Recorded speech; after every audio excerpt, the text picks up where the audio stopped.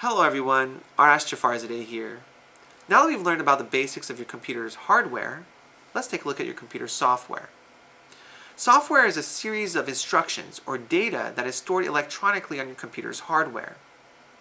At its heart, computer software is represented as a series of ons and offs, known as binary code. In a nutshell, the hardware records each on as the number 1 and each off as the number 0.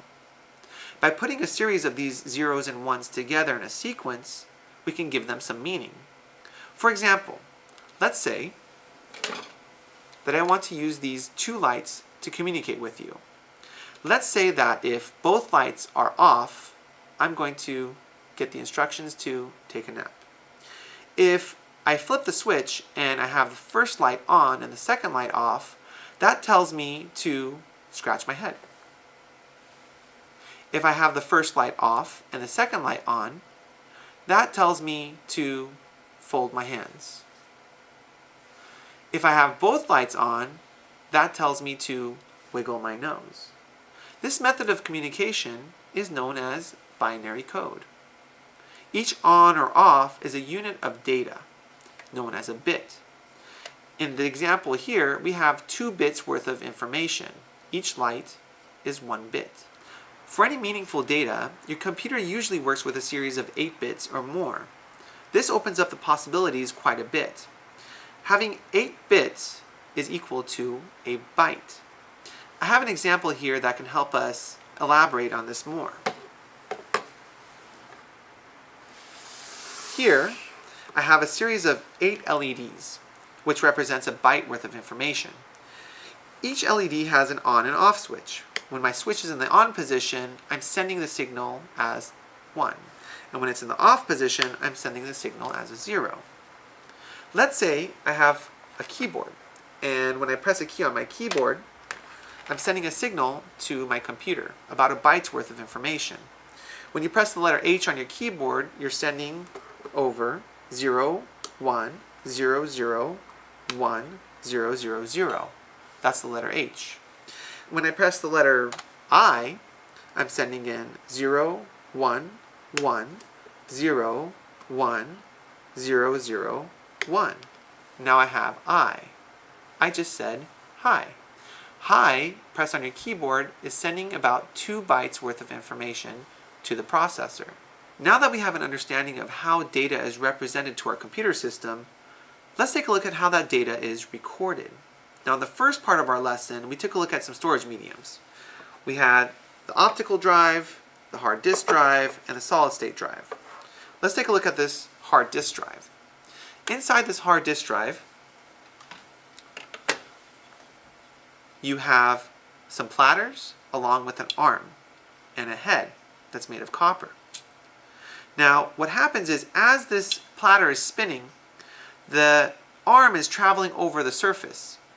It's able to magnetize that surface and demagnetize it.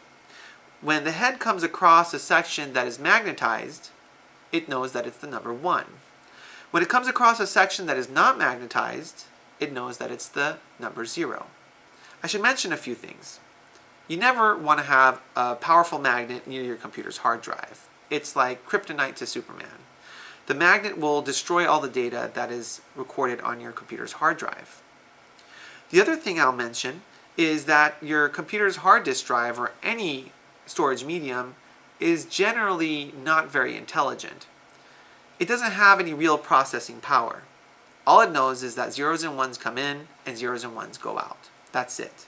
Your processor is what's doing all the thinking. Let's take a look at another storage medium. Your solid state drive stores information using electrons.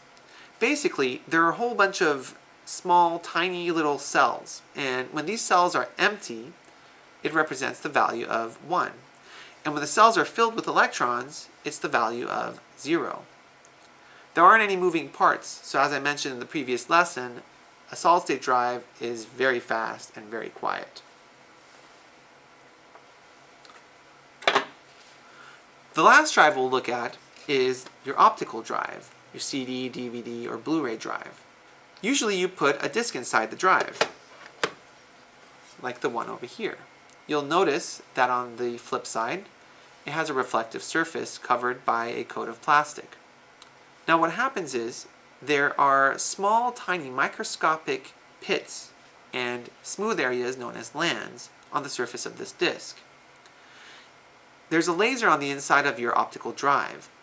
When it bounces into a pit, it hits a sensor and it's the value of 1. If it doesn't hit that sensor, it's a value of 0. You might be wondering, what's the difference between a CD and a DVD, or a DVD and a Blu-ray? I mean, they're all the same size, right? Well, a DVD's laser is much thinner, and because of that fact, it's able to store more pits and lands on the surface of the disc. A Blu-ray is a similar concept. The Blu-ray laser is even thinner than the DVD's, and so it can store even more pits and lands on the surface, allowing us to store more information. I'll leave you with a few thoughts. A typical MP3 is about 3.5 megabytes worth of data. That's 3.5 million bytes, or 28 million bits. That's 28 million ons and offs that are recorded in a single MP3 file. About 1 minute of video recorded on my iPhone is the equivalent of 177 megabytes. That's 177 million bytes, or 1.4 billion bits. 1.4 billion ons and offs to store 1 minute of video on my iPhone. A Blu-ray disc packed to the rim with features and video is about 16 gigabytes worth of data. That's 16 billion bytes, or 128 billion ons and offs. If every star in the Milky Way galaxy was the equivalent of 1 bit, we would have about 37 billion bytes worth of data in the Milky Way galaxy. Now it's hard to get an exact number, but if every galaxy was 1 bit, we would have about 50 billion bytes worth of galaxies in the observable universe. That's about 50 gigabytes worth, each with hundreds of billions of stars inside. If 1 bit was the equivalent of an atom, we would have about 9.7 million terabytes worth of data in a single grain of sand. See you next time.